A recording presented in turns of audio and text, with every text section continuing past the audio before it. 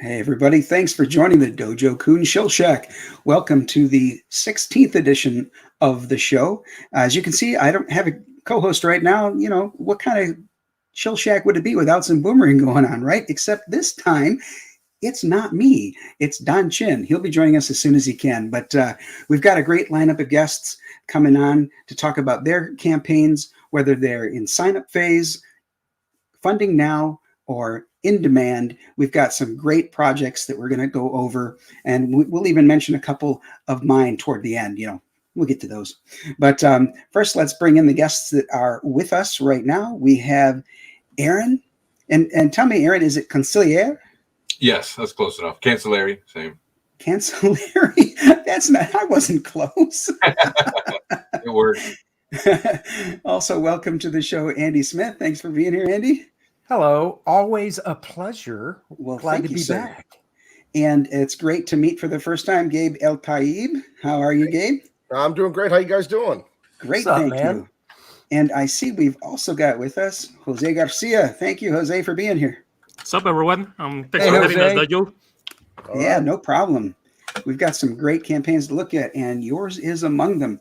So we talked before we came on the show here. We've got a couple of guys who have to get up super early, so we're going to start with their campaigns and just talk about what's going well, what they expect their goals to be, and how well they're doing at getting to them. So we are going to first start out with I'm going to share. Let's see here.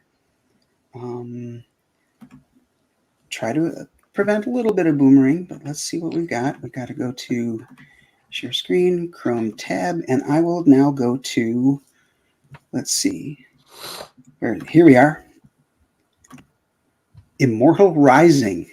Okay. So, Aaron, this is your project, and you are fortunate to have Jose Garcia on your team. So why don't you start us off, Aaron? Tell us about this. I see that we're in sign-up phase, but you can tell us about the project and why we want to sign up. Sure. It's a sword and sorcery story.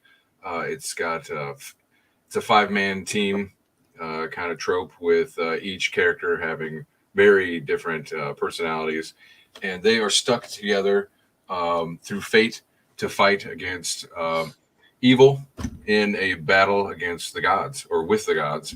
You have the good gods and the bad gods fighting, and we see from like a ground floor, first level perspective of what it's like to be caught up in a epic war. The War of Monsters and Gods. Yes. Oh, yeah. Nice. Wow. Okay. So I see you've got here on the left, this says the Knights of, is it Locutus? Locutus. Locutus. See, I should have asked you before the show, but It's fantasy. You can make it sound like it whatever you like. There you go. you are so understanding. So here on the left, we've got art by Jose Garcia. Jose, we were talking before you popped in. So this, you and Aaron had met quite some time ago before Aaron really got into CG. So tell me about how he got you involved, Jose. Yeah, well, to be honest, I don't really remember how we met. It might have been it was around the time I was doing a lot of D&D commissions. I was going around groups doing Dungeons and Dragons commission, character arcs, illustrations for books, for characters. And I believe it was maybe on Facebook on the Connecting Writers and Artists. Was it? You're right. Yeah. So I was in so many groups, I'm not sure. yeah, me too, man. Like I was really looking for something to work, in the same vein of D&D from Dungeons and Dragons stuff. I was really in the mood, and I saw the page because Aaron has a website where he has all the concept art, all these pages, updates. So I was kind of curious about it. We start talking. He showed me the first issue, and I really love. I sit down. I read the story, and I said I really like this. I want to get into it. So I was fortunate enough for start drawing the first Knights of Locutus, the first issue. And then we just got on. We started working like really well, and then we went up to issue 2 and hopefully issue 3. Yeah. Awesome. Yeah. So, I mean, of all the artists in CG, you are definitely the one with the fastest pace, I would have to say. So having several books under your belt is probably par for the course for someone like you, Jose. Aaron, we were talking before we came on stream that you were lucky to grab him before he started really blowing up. So I do hope that he does stay with you for Immortal Rising number 3. Which one is here on the right, Aaron? So this one here with the guy in the turban with the Warhammer and the Elvis here? That's that must be, I can't see it. It must be Muhammad. You can't see it. Uh-oh. That's all You're right. not sharing the screen. I think it's Listo. The guy, with the red armor, right? Oh, yes. Yep. So There we go. There we go. So when I had contacted Jose, I'd already had the first issue done by somebody else, artist named Kofaroso. He's from Indonesia, and I had wanted to do extra work for the story, and I was like, how else can I tell the story? And I came up with the idea of telling it from the god's perspective. So I wanted to not just have, in RPG terms, like a first level view. I also wanted to show the gods and their process and how it is that the war affected them. And that's when I found Jose's work. I was like, that would be perfect. So it worked out really well. And once he did that first Knights of Locutus, it's only like a 10-page issue. So each Knights of Locutus is just added on from the main story. Once he did that, I needed to shop around for an artist for number 2, because although I didn't have like a good enough network or marketing scheme or anything for the book. So I was kind of floundering. I was like, I can't stop. I want to keep the momentum of me working and making more and more. So I contacted Jose again. I was like, I need a main artist. Will you be the main artist on the second book? And he was like, yeah, definitely. So, and awesome. he did issue 2 of the main story. And then he also did issue 2 of Knights of Locutus. Which fantastic. Yeah, he's, like I said, he's prolific great as far as with his speed and everything. So yeah, that's good that you got him. Let's say hi to Don Chin, who's joined us finally. How you doing, Don? Hey, hi. I'm good. What's up, Don? What up, Don? Good to see you. Sorry about Glad to have you here, Don. So we're talking with Aaron and Jose about the Immortal Rising comic book and the Knights of Locutus. And we were just saying, how fortunate Aaron is to have Jose on the project, because he's blowing up. He's got art with his own book, Lumina Vox. He's got art with Graveyard Shift with John Malin. I mean, Jose he's a workhorse, because he even did something with me. He did the cover to my Ashcan Meanwhile. So the guy he can't say no. Everybody just hit him up and he'll work for you. I think with with issue number 2, the main story and Knights of Locutus, it comes to like 55 pages or something like that. He cracked that out in a good maybe a month and a half, 2 months, something like that. Wow. Just way faster than any other artist that I worked with. I was pretty blown away. Yeah. But I'll say that his art style lends so well to the abstract idea, of the gods. Like I could write anything and he can draw it. So that's a huge bonus. Man, I really love that Knights of Locutus. I really love it because it's so far out that I can really go all out with the designs, with the locations. And it's very fun because it's very action-packed. So we have a really big battle on the very first issue. So that was, battling the battle against the gods. These guys with these oversized weapons and everything. So it's pretty fun to draw. So yeah, when you were pushing Lumina Vox, Jose, I have to be honest with you, the kind of subject matter or the anime style is really not my thing. But the more I watched, number one, your passion and interest in the project, but as you were revealing your pages, I'm like, this isn't quite what I thought it was. This is really something else. So I gave it a chance, and I'm one of your backers, so I can't wait to get that in my hands. How is that going?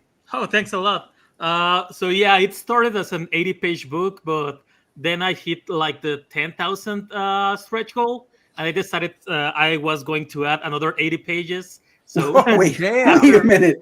Wait, it was Wow. 80 and you added another 80? yeah, I was going to add and, another 80. and then right after that, I just decided to add another 30 pages. So as we're speaking now, I am finishing another double spread. This must be page 184 or Oh my God. 185. Yeah, so I'm doing everything. I'm doing colors. I'm doing inks, colors. I'm doing the lettering. I'm doing mostly everything, and I'm working right now on other stuff. I'm working on Tiger Blue Volume 2. I'm working on Graveyard Shift Volume 5, I think. Yeah, I have some other side stories for some guys you might know. I don't know when the announcement will be made, but yeah, I'm working all that and keeping my day job on working as a storyboard artist on Netflix. So yeah, it's kind of crazy. I'm doing another book, a secret project right now. In this month we are about 86 page pencils right now, and we're hoping to get the full book. It's 132 pages, all in pencils by the end of the month. So yeah, we're working real hard. Dude, you are setting the bar so high. I'm sure all the other artists would like to just choke you. And do you sleep? Because Yeah, man. Yeah, I actually do have time to play games. I do play Elden Ring a lot right now, so I have an entire day to be with my girlfriend and play video games. It's just a matter of how much you can organize your time. Like I don't know why people don't get organized. Like it's really easy. You just set a time, you just finish a page, you put the clock, and if it's 1 hour, 2 hours. Um, you can just crank it out. Like you don't have to sacrifice quality on that time. It's I believe it's just the environment I was in on animation. You have to do lots of drawings. You have to do like 300 to 600 drawings a day. Uh, maybe like 100 compositions, animate the whole thing. So I don't know. Like it's everyone I know on animation can keep up this pace. So it's really weird for me in comics. Like people get the luxury of making one page a day. Like like that's like how much do you make per page? Like are you making like $1,000 a page or how can you how can you keep this stuff right? Like So, it's a Jose, mystery to me. Yeah. I gotta ask, or I gotta make a suggestion. Before you put another 80 pages on this, consider, making that volume 2 of Luminivox. Yeah. Right. Actually, there's gonna be 2 volumes here because this is my first time crowdfunding here on CG. So I wasn't expecting to make a profit on the first book. So I decided like, okay, so it's expected to people. You don't get your investment back until the second campaign, right? So I was tackling this like my mindset was pretty much like, what if this is the last thing I'm going to do, right? Like, what if this is not gonna work? I want to give the backers as much as I can. I want to tell the story. I want to get it to a certain point where you can get hooked, and that couldn't happen on volume 1. It's how volume 1 is pretty much set up, and then right.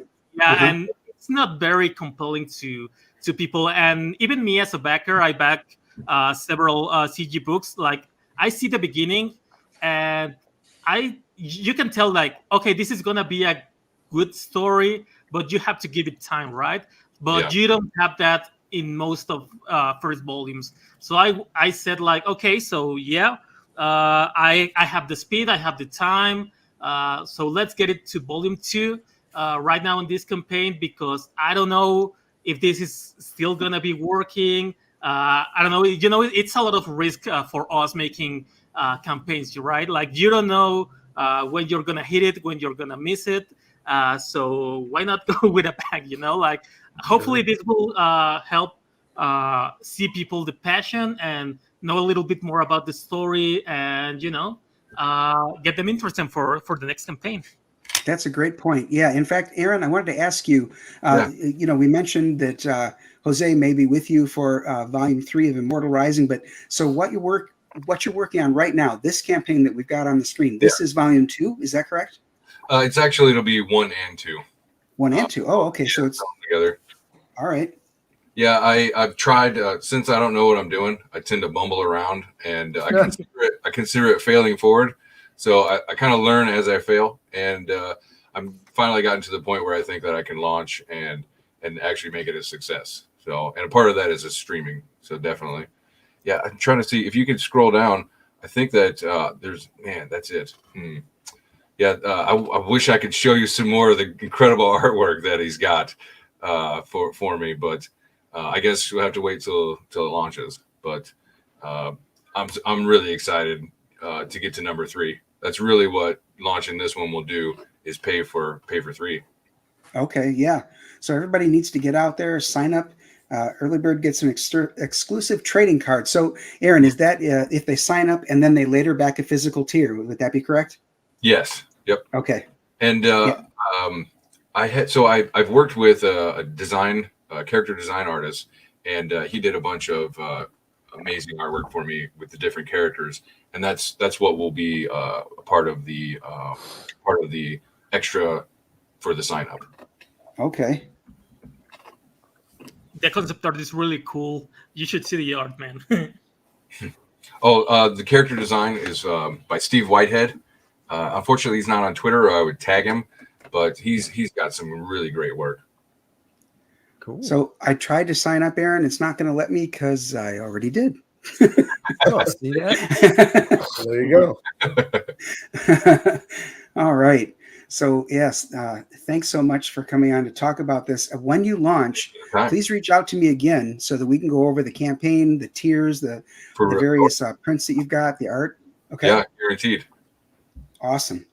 So please feel free to hang out with us for the rest of the show if you can. But I know you said you got to go, so whenever you need to go, I will just say so, and we'll bid you adieu.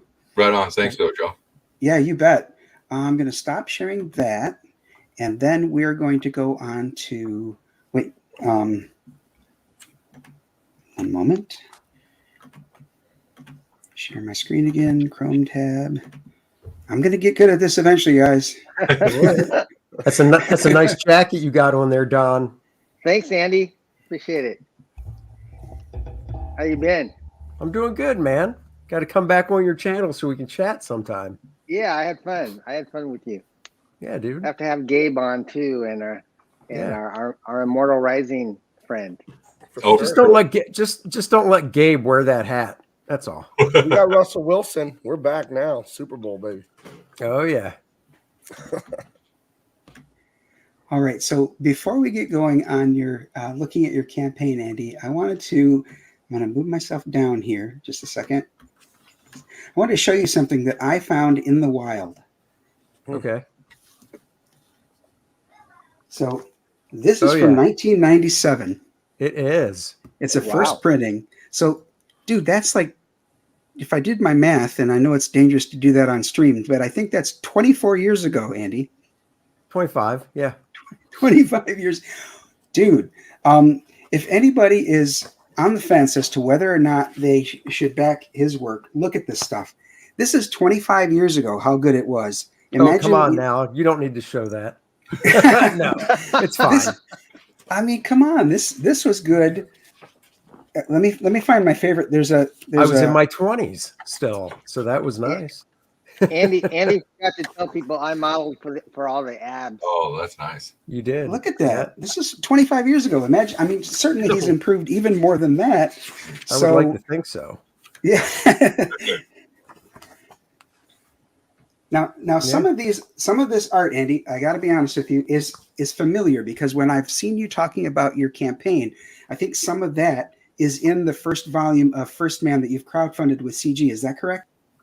Yeah, that whole book is recolored, and I did what I call my Neil Adams, which is I went back in, kind of like Neil did on some of his old Batman stuff. He redrew things here and there. So I took that because I have all the original art and I rescanned it all. And then I went back in and redrew things here and there. And then I had it all recolored, and I had it all re-scripted as well. And then, of course, for the, that's all in the first volume. Plus, I added 40 pages, I think, 40 or 50 pages, something. I added a lot of pages to it as well to kind of finish that first story arc, because each volume is a self-contained story. So I finished off that story arc, and then, did this campaign, which is, brand new story arc and everything that picks up story-wise. It picks up probably just a couple weeks after that one ends, in the universe of First Man. So this is Volume 2, Learning Curve. And I think one of the things you said is the reason you call it that is that the main character, Luke, has a learning curve. He's got to learn to be the hero he wants to be, right? Yeah, he's back on Earth. He needs to learn how to become a hero, because up until this point, he's only had these powers. And been a hero for 3-4 weeks. So it hasn't been that long. So now he's back on Earth. He has to learn to become a hero. He's a freshman in college, so he has to deal with that. He's living at home. The only other people that know that about his secret are his mom and dad. So I thought Learning Curve was the best title for the book, because it's a journey that he has to go through. And, he gets involved with these 4 people, the Fourth World Foundation, and this artificial intelligence being they created named Adonis, which is the overall threat in the book that he has to conquer. And, as he goes through the book, or as he goes through the story, he'll realize that sometimes beating a threat isn't just down to physical combat. So, and his dad helps him out. His dad guides him through some stuff as well. And if people are wondering, this is what the whole issue looks like as a stack, because I finished drawing it yesterday. So this is 60 pages of a big, thank you, a big fat stack of art right there. There it is. Nice. So that's a big stack of art. So, bringing the fat stacks. That's right. Everything is I'm old school. It's all on paper. Yeah. So I think I got the first campaign from Andy, and it was a great read. And I think on this second campaign I might have even opted for like a sketch tier. I'll have to double check, but I really enjoyed it. Thank you, Don. All I'm doing now is just like in the first, if you got the first book, you'll notice in the back I did like bio pages of the main characters, and I designed them kind of like the original handbook of the Marvel Universe, because I loved those when I was growing up. Oh, those are awesome. Yeah, I thought those were fantastic. So just like in the first book, in this book, I'm doing 5 bio pages, 1 for each member of the Fourth World Foundation and 1 for Adonis. And then on the inside back cover, just like in the first book, there's going to be the fake hosted pie ad. Oh, because yes. Growing up, I love those. So I always do my parody ads. So just like the first book, it was on the inside back cover. It'll be on the inside back cover of this one as well. And so it's going along good. Now it's in the production stage, whereas my colorist is pretty much right behind me. I just got the first 30 pages from the letterer, so my co-writer and I can go through and proofread that stuff and tweak it up. So awesome. Oh, Adonis is still a secret to us for the time being, huh? No, not really. I really like that. I mean, I've tweeted things out that you see them. So, all right. Yeah. So I see that you've got a variant cover by Bart Sears. I know that you and Bart worked together closely for a long time. So It's great that you guys are still friends and he's able to do this for you. Oh yeah. He's always he's a pal, and I'm still a big fanboy for his art. So when I can get him to do something, I'm like, yes. Right. So I mean, clearly your art is influenced by Bart, having worked with him and inked him. But I like that you're able to emulate his style, but then still make it your own. That speaks of your own skill set. Sure. Well, yeah. I mean, as when I first started out, we worked together, shared a studio, and all that stuff, and then other influences creep in, and of course, I want to go my own way. Right. And, do that. So let me get back up to the top here. So you're at 41.8. You have 634 backers. Congrats on that. Thank you. So at the end of at the end of the 60 days, you were at 32. So you're still chugging along here and in demand. I think that's wise. Are you going to do that until fulfillment is done, until the next campaign launches, or what are your plans with that? I'll keep it up in demand until the next campaign launches over the summer. Okay. And then that's when I'll close it down, because kind of like most people do, you just roll the book into the next campaign as a tier and stuff. Oh yeah, catch so up tier, sure. Yep. Yeah. And I would like to say I've got 2 slots left. I did a thing where you can be drawn into the book, and there were 4 total. I've got 2 gone, so I still have 2 slots left, and I'm holding off finishing that page until almost the last minute, because I don't want to cut it off and then somebody's like, oh, I was about to do that. So right. If you want to be drawn in the book, you'll be a nice close-up of yourself in your own panel with a word balloon, and you'll get 4 copies of the book, not just 1. So wow, that's great. I'm reading the word balloon on the Become a Character tier. Oh, well, yeah, that was from a previous book. Yeah.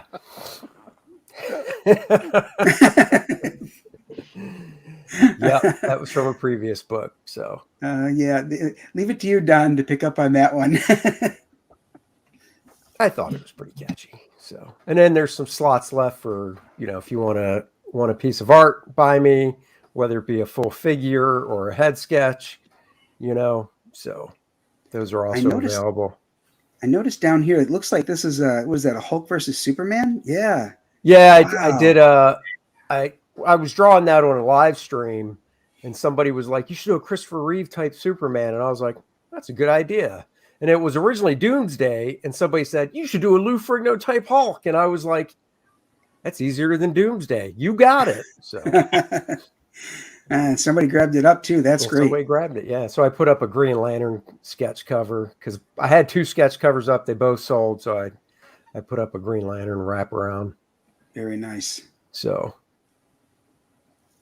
yeah, so it's going well. I need to go in now that I have more colored pages and put some more colored pages up there that aren't spoilery type. That's the hard thing, is you don't want to spoil anything. So right.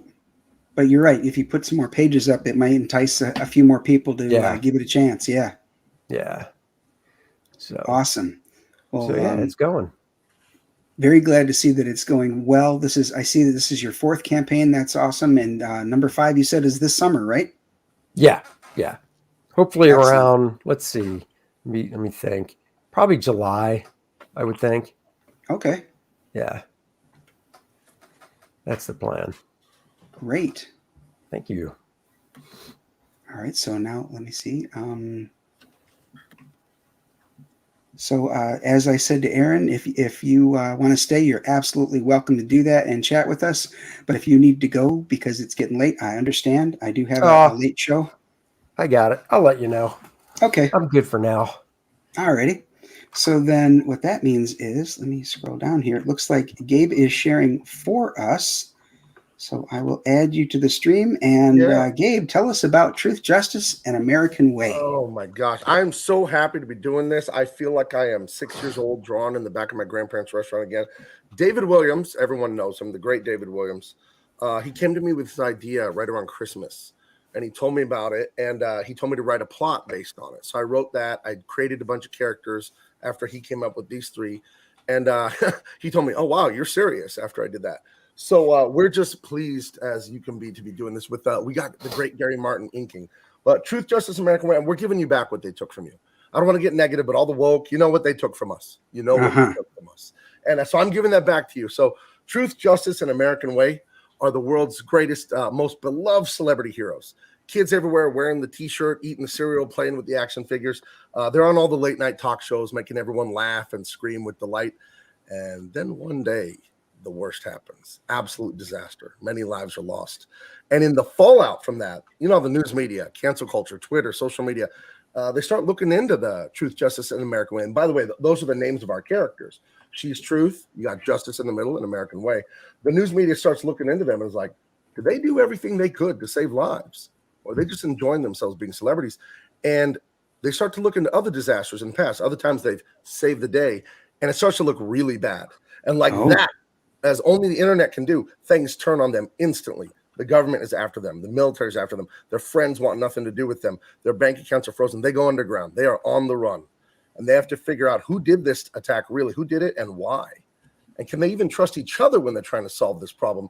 And they had better hurry up, because if they don't solve this thing in a hurry, a much worse disaster is coming that's going to cost millions of lives. So that is what the first volume of Truth, Justice, and American Way is about. It's a return to like classic superheroes. That stuff we all loved in the 70s, 80s, 90s, that stuff there that was carefree action. And not just comics, but all the action movies, that sensibility of what was just wild. And they weren't looking to him like for like validation when they wrote these movies in the old days. You know what I mean? How adventure was just exciting and adventurous, and there was no political correctness or no expectation. And you've just got escapism, entertainment, right? Just entertainment. We're not preaching from the right or the left or anything. We are just buckle in, keep your hands and feet inside the ride, and here we go. When you, I mean, look at this stuff from David Williams. Are you kidding me? What a great designer he is. And I mean, he worked in consumer products at Warner Brothers forever, and then he worked on Ben 10 and Superman, Batman. He's so good at drawing. DC Comics hired him when he was 17 years old. Wow. He's in his mid-50s now. Gary Martin, the inker, he wrote the book on inking, literally, that Dark Horse book on inking. He's the author and a major illustrator of that. And then I've been in this business for 20-something years, never missed a deadline. You've got three absolute killers, me, Dave, and Gary. And we're going to bring it to you with everything we got. And this is an exciting book. Just to return to the adventures of your youth when you fell in love with comics. This is our absolute love letter to comics. So get in there, click the link. You need this book. You want this book. Everyone's going to love it. The line I'm trying to write as the main script guy, Dave and I are making the story together, but the line I'm trying to write is what Batman the Animated Series did. You know, that sensibility where children that are 6, 7 years old love it, but you could be 46 years old and still love that cartoon because it's sophisticated enough for adults. So that's the line we're writing. High adventure, no political nonsense from either side. You know what I mean? Just total beauty and fun and adventure. So please check it out. It's the work of a lifetime for us. We couldn't be more blessed, more privileged to be doing this. So, Gabe, I see you've got 7 days left. Is that in your first 30 or is that the second 30? Just the first 30. We're going for a long time on this. Okay. All right. Good to know. Good to know. Yeah. So at this point, you've got 592 backers. Yeah. And you're at 38.5. That's great. I mean, you were wise to pick the $500 flexible goal to play with that algorithm. You're at 7,700% funded, but 38.5, that's a good start. But for a project like this, I think that you could do way better than that. I suspect you'll get to 50. Probably that could happen within the next 7 days. So let's everybody take a look at this and get backing Truth, Justice, and American Way. This stuff is great. Now, you said you've been in the industry 20-some years, Gabe. Can you tell us about some of the projects you worked on? I see, unfortunately, I sort of bowed out of buying the mainstream about 15 years ago, so I probably missed some of your work. So tell us about it. I worked, in like independent comics, Image Comics, all that stuff. And then in 2000, so that was the first couple of years I worked at my college newspaper, the city newspaper.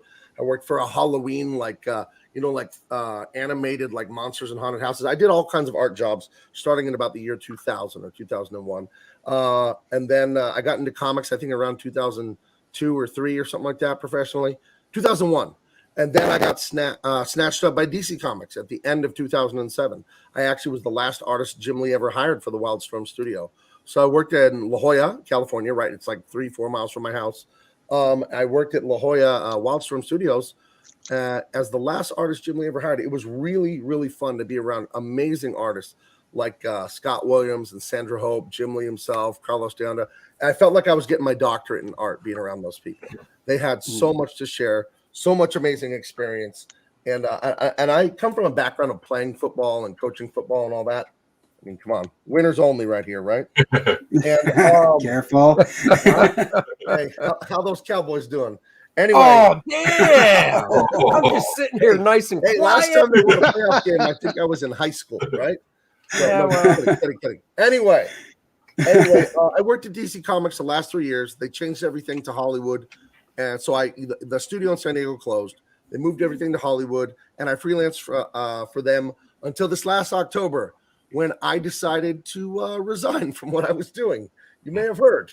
Yeah, you may have heard. I made a little bit of news. It is very strange to go viral globally for about 72 hours, where they're talking about you in German, in a German news program.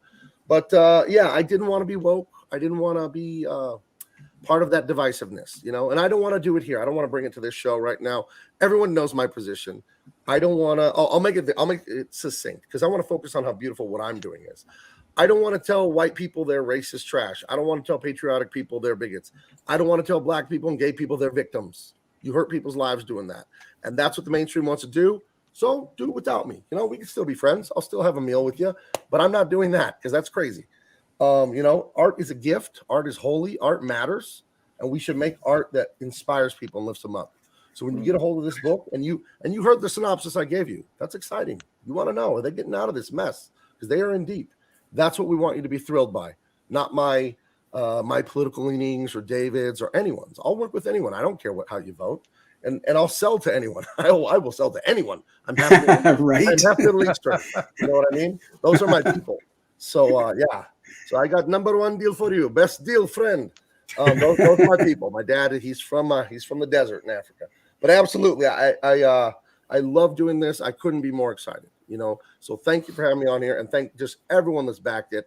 And if you can't back it today, at least tell your friends about it, because I'm giving you back what they took from you. You know what Hollywood took away from you. You know what I mean? That's right. This is harkening back to when comics were fun, when the characters themselves had fun being heroes instead of all of the angst and gritty darkness and all that. I mean, there's a time and place for that. Don't get me wrong, but this is the bright colors, the excitement behind it. I can hear it from you. I can see it on the pages. This is a book that you definitely want to back, everybody. Absolutely. Well, can I ask a question? We have a little grittiness. Sorry, I'll get to your question in a second. I love this. This is the little joke David came up with. So this is our street level guy. He's our Charles Bronson meets the Midnighter meets Punisher meets Batman. His name is Justice, right? And engraved on his Glock 17 pistol there is Easy Way. And engraved on his nightstick is Hard Way. I love that. That's why I tell you, David Williams is just an amazing designer. Oh, and women are allowed to have boobs in our comics, unlike the mainstream. I literally would get notes from editorial at DC where they would tell me to, because I did a lot of coloring, they would tell me to render it so it was flatter. So as you can see in my books, that doesn't happen. So yeah. If I could sell one more thing on it, Dave just instant messages me pictures of Jack Kirby double page spreads, and he won't even write me a message. He'll just send them to me because he knows I'm working on the script and the plot and all that. And he'll just send them to me like this, write it like this. So when you guys read this book, when you get it, I want you ducking when you read this thing. This is action-packed adventure. And here is page 1. And we have some more pages. Stuff's going to be trickling out and stuff like that. But here's page 1. Who's up there? Who they're looking at? Could be anyone.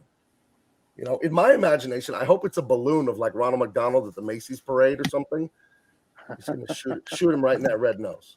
Anyway, I'll stop shilling. Someone had a question and I interrupted. I'm sorry. Who was that? Oh, that's okay, Gabe. Can you tell us more about the characters? I think you just kind of told us a little bit about Justice, but what are their powers?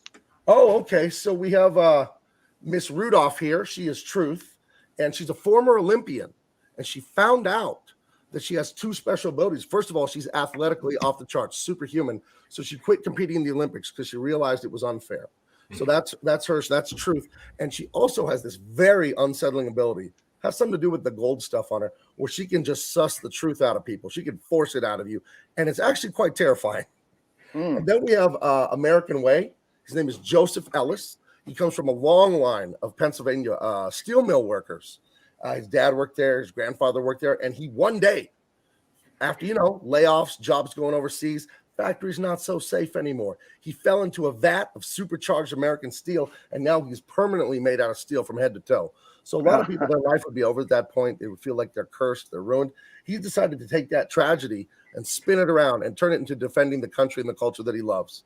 So, I mean, just look at the look on his face there. He's that guy that everybody loves, that guy that always has the fun comment, always cracking a joke. He's absolutely amazing.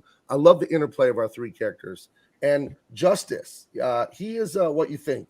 We don't know much about him. Where's he from? Is he FBI, CIA, Special Forces? I don't know. Is he cousins with Steven Seagal? It's entirely possible. He's an ass kicker, this guy, and he doesn't do a lot of talking. He does a lot of doing. He's more about being about it instead of talking about it.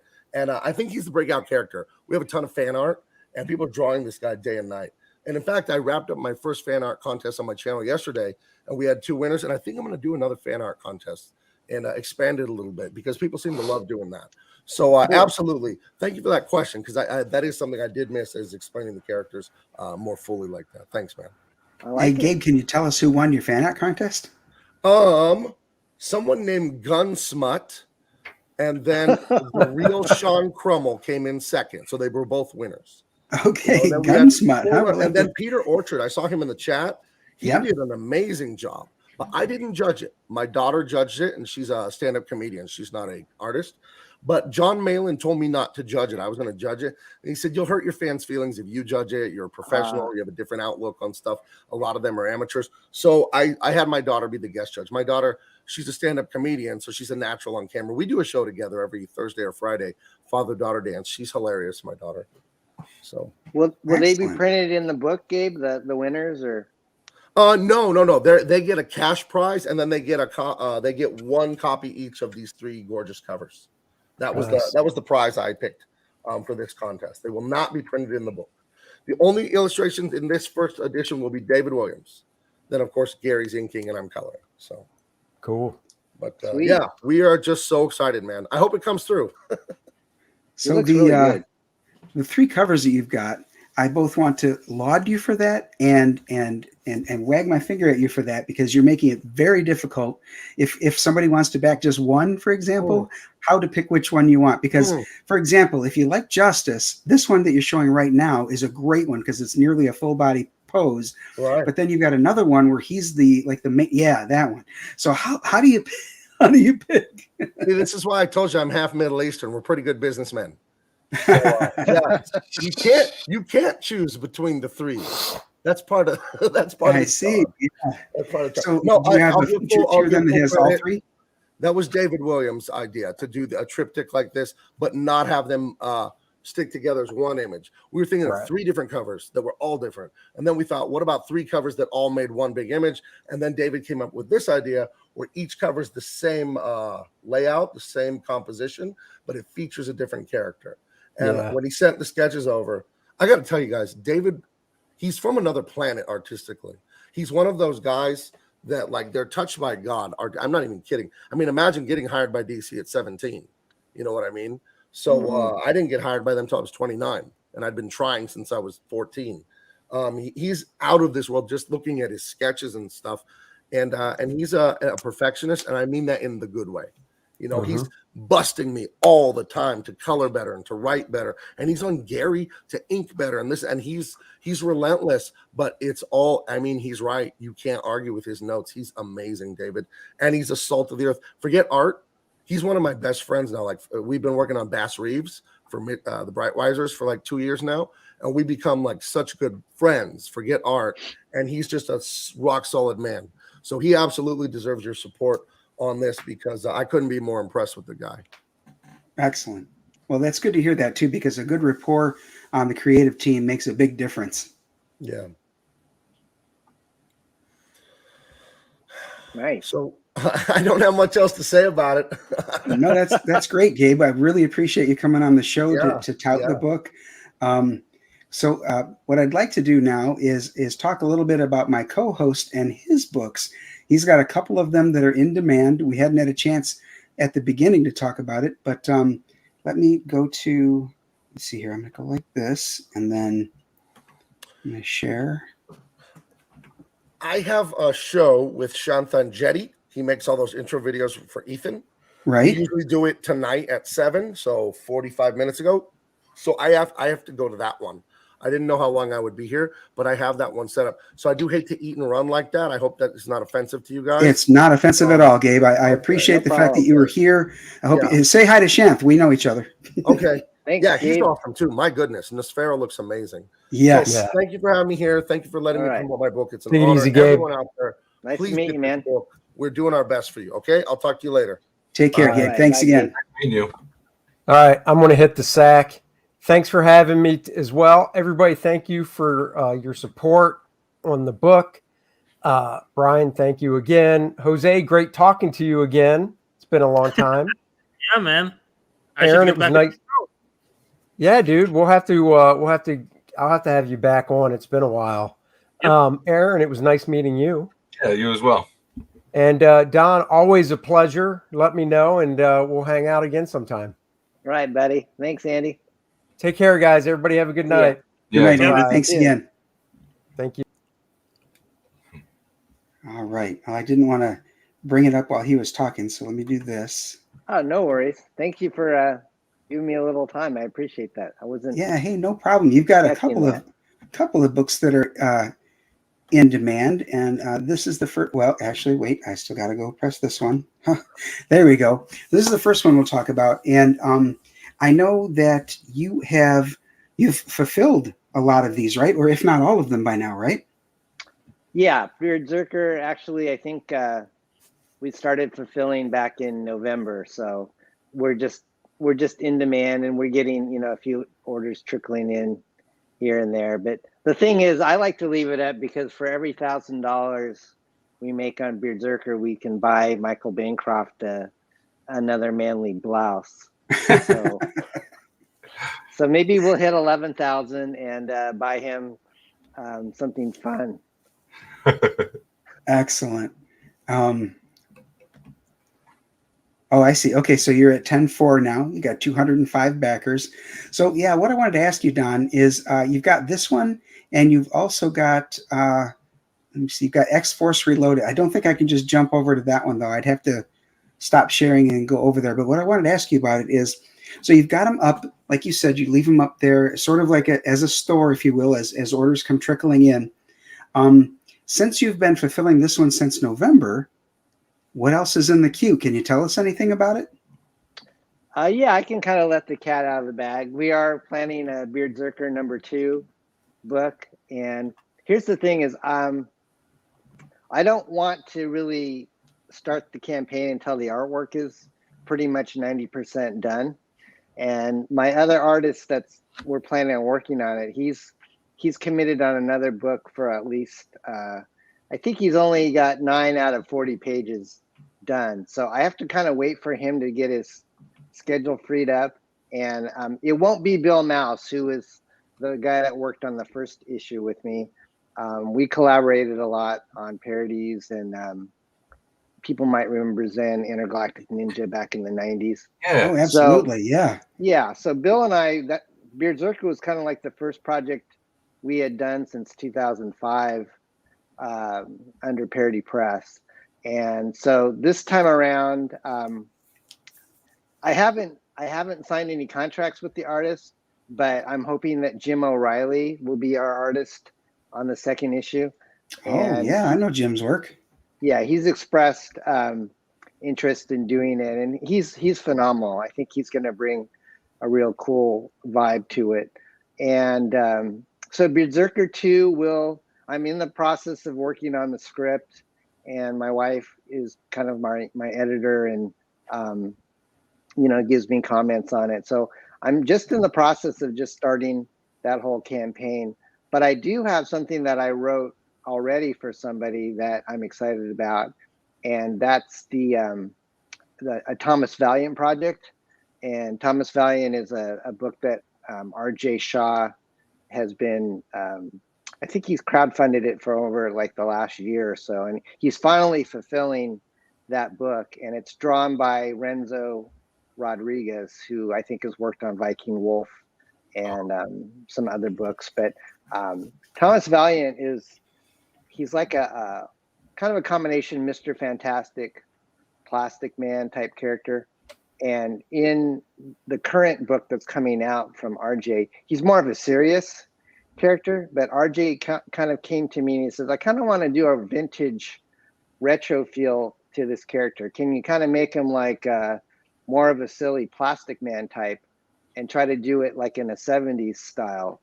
So that's the book that I wrote for RJ, and I think he's going to release it, maybe start the campaign in the summer or something like that. So that's a project I have in the works, but it's not something that I myself am doing the campaign for. So those are pretty much the two projects that I have going right now, Brian. And, you know, I'm open if someone's looking for a, you know, freelance writer, I'd be happy to discuss that. I've got some time, but for now, I'm enjoying just kind of doing the weekly show like you do. I do a morning show on Wednesdays at 9 a.m. Pacific and noon Eastern time. So I was just on earlier this morning with a couple creators. So yeah, sometimes I'm able to catch that on my lunch hour, which is, you know, perfect timing. Cool. I hope you're feeling better too, by the way. I'm glad you're feeling well enough to stream. Yes, thank you. My wife and I both went through quite the ringer for about 5 days. And today I think is the first day that we're both feeling pretty close to normal now. So I appreciate that. Good. That's great. Is there any way we can see that trailer? I'd love to see it. Oh yeah. You'll love it too. Let me get back to that. I've heard of the campaign. I just haven't seen the trailer. Okay. So since I did Chrome tab, there should be audio, but let me know if there isn't. All right. Comics are totally awesome. And I'm totally awesome too.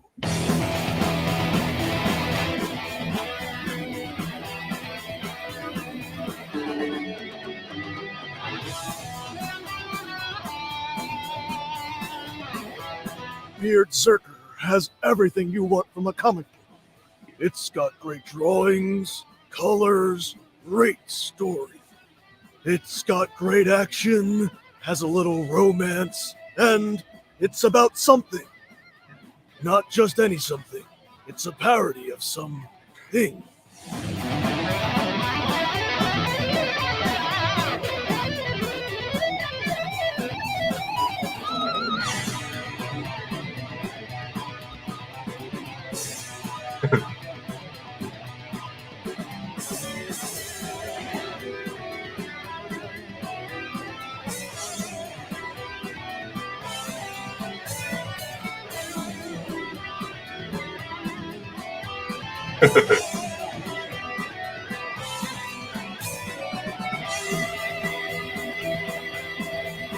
And I was like, well, I used to collect and I love comic books. And they were like, so, did you ever want to make a comic book? And I was like, yeah. And then Parody Press was like, oh, yeah. So they made a comic book that's a parody of my comic book. And it will probably be pretty hilarious, because that's what a parody is. Or at least what it's supposed to be. You know, this idea of kind of like a rock and roll warrior. Someone in an altered state. Someone with a big guitar axe. Then a pet cat that's from the hood. Just out of control. Speaking of out of control, there's his beard. It gets bigger and longer throughout the book until it takes on a fantastical life of its own. It's like, whoa! So check it out. If you do, I hope you enjoy it as much as I enjoyed making it. But honestly, I didn't really do that much, other than rambling on about comics and books. I mean, comic books. Wait, what was I saying? Oh well. Enjoy! Beard Zerker from Parody Press. Back it today! Holy shit. It's great. That was fun. Indeed. That's a great idea. Thanks, man. Appreciate it. Yeah, Don's stuff has been fun for a long time. It's great that you came on the stream, Don, to help my new or my guest co-host. I appreciate that. Sorry you had some difficulty at the beginning, but I'm glad you popped in. Thanks for the invite. Yeah, I had to bring my laptop down because my desktop computer, when I went to go into the StreamYard link, it said your camera and mic are blocked, and I kept on trying to unblock it, and it was still giving me that message even after I rebooted it twice. But thankfully I had plan B and it worked, so that's cool. Yeah, Aaron, you had that problem last year, you said, so I wonder if you passed the torch. Yeah. Good, as long as the curse is over. Oh man.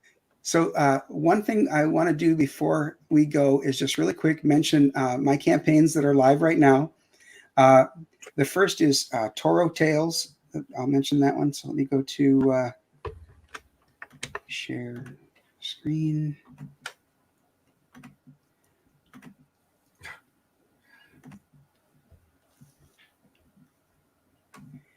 And then I've got to all the stuff you got to do. All right, there we are. So Toro Tales is an 88-page anthology. It's full color. It is complete, folks, so you can back with confidence. There's just a few more days left on the campaign, though. So, I'd be excited to get this into your hands.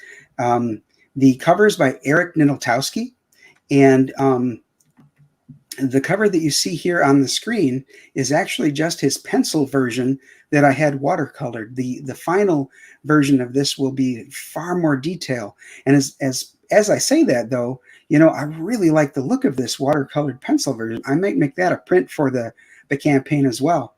In addition to that, here's some of this sample art. I don't want to spend too much time on it. We've only got a couple of minutes here, but just to give you guys a little bit of a taste of the kind of art you'll see inside. There are 7 writers, 9 artists, 7 colorists, and 5 letterers on this book. Wow. The first 100 backers of a physical tier get a handmade BD buddy of Canadian Shield, one of the main characters who debut in this book. And I also want to scroll down here to show you the exclusive hardcover. There are 50 editions or 50 copies of this edition that are available. I think 10 of them have been snapped up already, so it's going well as far as the sales on this one. The art on this is by a married couple from Italy named The Art of Puro. So Andreas is the line artist, and then his wife Monica does the coloring. And I think that they did a bang-up job on the character here called Sakura. I like the coloring for sure. I kept this campaign simple. Oh, I'm sorry, what, Don? I was going to say Eric is phenomenal. I've had him on my show a few times, and I love his work. Oh, yeah. And Andy's a great guy, so that helps as well. I kept the campaign pretty simple, though. There's just a couple of add-ons. There's the chibi stickers that are very popular. And a lot of people talk about wanting additional content. So this is a supplemental ash can that is also available as an add-on featuring my character Bog. And the artist on this is Mike Salter. Mike did the art on Siamese number 1 and 2. And we're excited to have him back at Dojo Kun. Nice. And then let me drop that real quick and then go to StreamYard. And one more thing to share real fast. I've also got a license with an award-winning novelist named Janice Hardy. And Janice wrote the trilogy called The Healing Wars. And in the Healing Wars world, there are certain people who have the ability to absorb pain from people and then push it into a blue metal called pinvium. And then the pain merchants in that world fashion weapons out of those, such that if you're hit by, let's say it's a warhammer, and that would normally do crushing damage, well, you're also then inflicted with all of the pain that had been pushed into that metal. Now, the main protagonist, Naya, who is on the hero's journey here, her powers are flawed. She can't push it into that metal. She can instead do something called shift the pain from one person to another. Her country is overrun by an opposing army, so she's on the run constantly. She's an orphan. And when her sister goes missing, she's got to step up and do what she can to save her sister, but then that reveals her powers. And then, of course, She's worried about being weaponized against her own people. So the journey she goes on is she goes from very meager beginnings to becoming the world's hero, as you can imagine. If I was to liken this to any other like trilogy of novels, I would say it's a lot like the Healing War, or I'm sorry, it's a lot like the Hunger Games or Divergent in its the protagonist's journey. Okay. The artist on this is Zilson Costa, who did Siamese number 3 and 4. So it's another artist I've been working with for years. He and I have a fantastic rapport, and he's really, I mean, this is top tier art here with Zilson on it, and he's pretty quick too. He's not Jose Garcia quick, but he's quick.